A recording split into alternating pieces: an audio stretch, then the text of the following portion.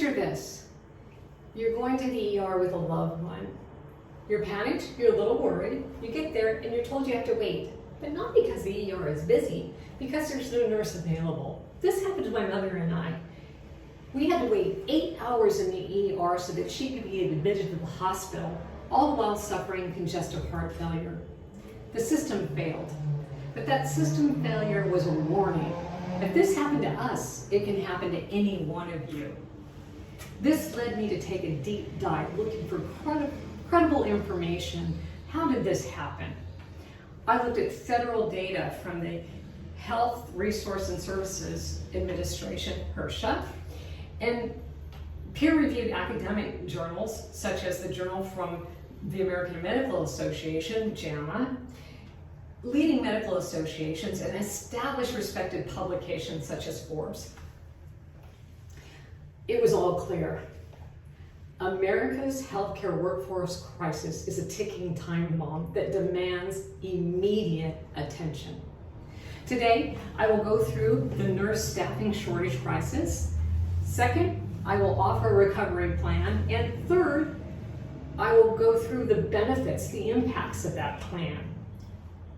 First, I will confront the nurse shortage crisis. We are in the midst of a medical healthcare staffing crisis. There's no question about it. HRSA, in their 2024 report, predictions of workforce predictions, anticipates that nurses will be, nursing staffing will be 10% short. That's by 2027. It will increase through, or expected to get worse, through 2037, especially in rural areas.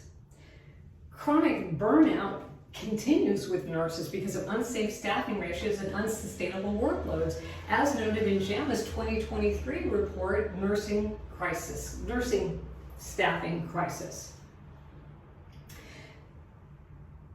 Rural areas are going to lose access entirely, as reported by CDC in their 2025 report, Disparities in Rural Healthcare.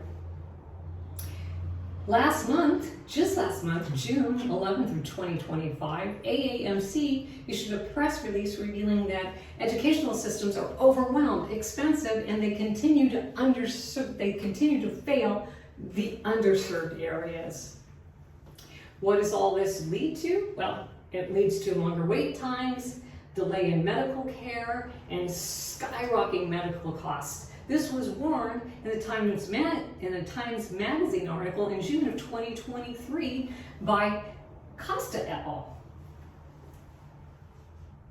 Now that I've gone through the nursing labor force shortages first, I'm leading to my second, which is the recovery plan.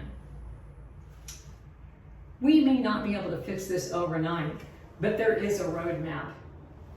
We need to enforce staffing to nurse ratios nationally, as urged by the the Association of National Nursing,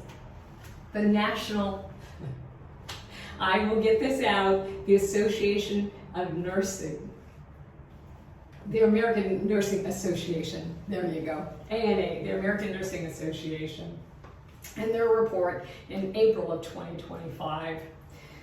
So we enforce those staffing ratios. What we also need to do is invest in development. We need to invest in nursing programs, expand funding for nursing programs, and expand seats and availability.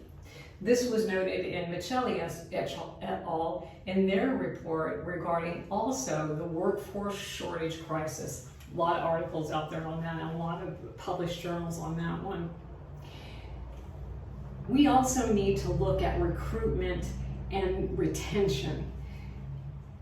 In the Nordic Nursing Research Journal, a study by Sorensen and Flesher showed that with investment, retention and recruitment, and investment in your nursing systems, that care improved and system efficiencies went up. This is within just 5 years.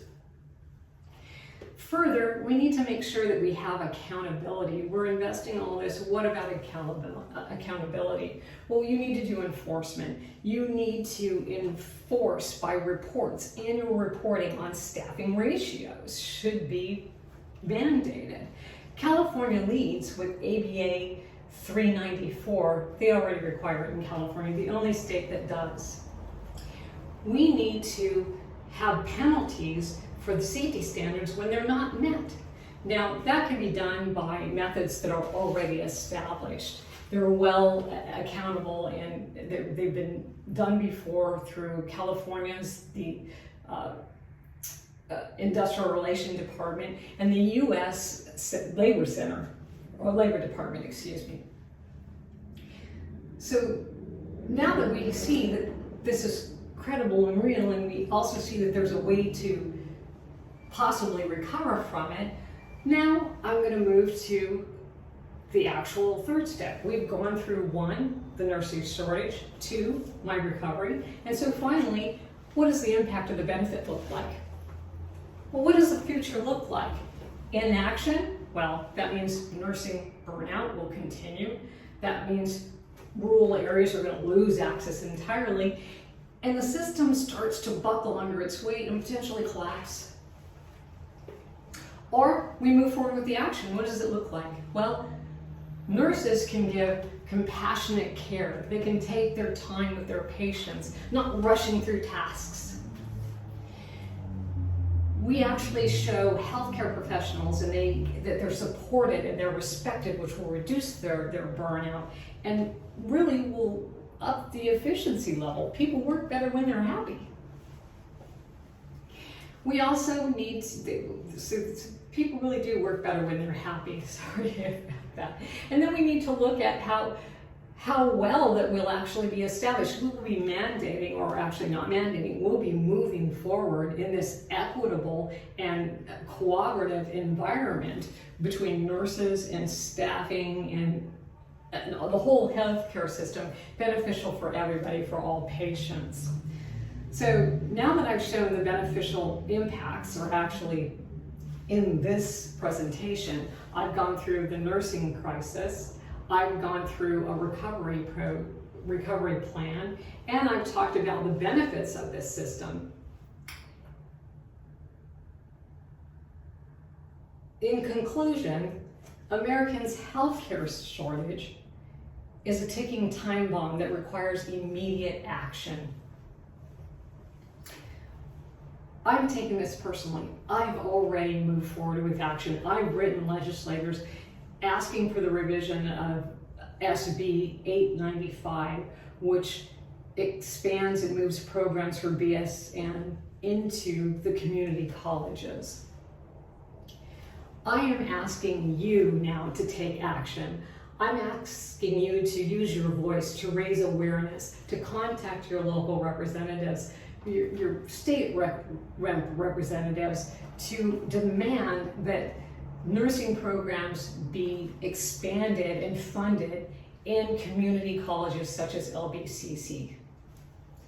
Whether you're going into the healthcare system or you're going to change in policies and work in that world, or if you're just going to need to rely on healthcare, you're a part of the system. Don't be a bystander. Be the spark for change. We may not be able to fix this overnight, but we can start. We can begin right here, right now. Our future won't wait. Neither should anybody waiting for healthcare.